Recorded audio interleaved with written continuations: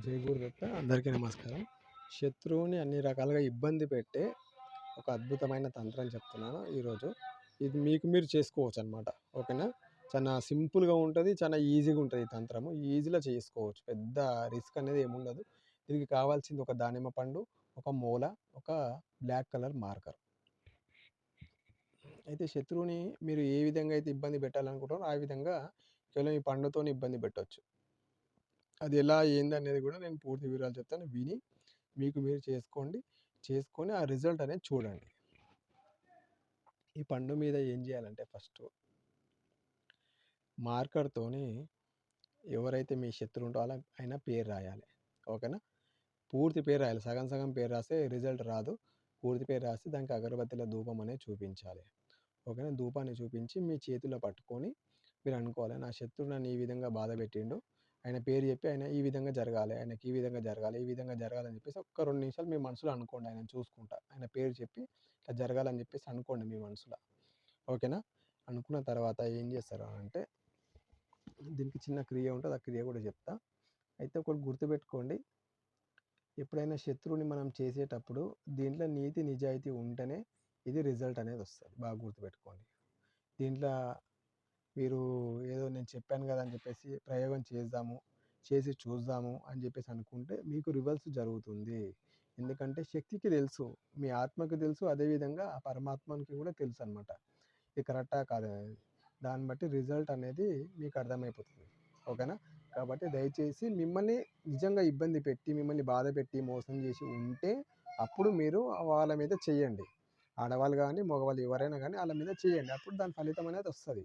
ఓకేనా? వాళ్ళకి బుద్ధి చెప్పొచ్చు మనం, దాంట్లో తప్పు లేదు.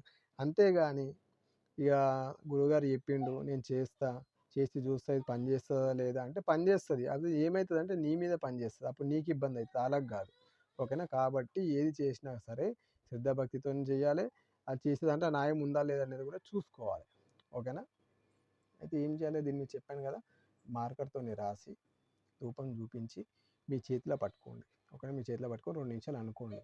మనసులో అనుకున్న తర్వాత మూల ఉంటుంది కదా, ఆ మూల తీసుకొని దానికి కరెక్ట్ మీరు ఎక్కడైతే పేరు రాశారో పేరు చుట్టూ ఆ మూలతో గీత గీయండి. మార్కర్తో కూడా గీయొచ్చు, లేదా మూలతోనైనా సరే గీయొచ్చు. రౌండ్గా గీత గీసేసి ఆ మూలతోని కరెక్ట్ పేరు మీద మీరు గుచ్చండి.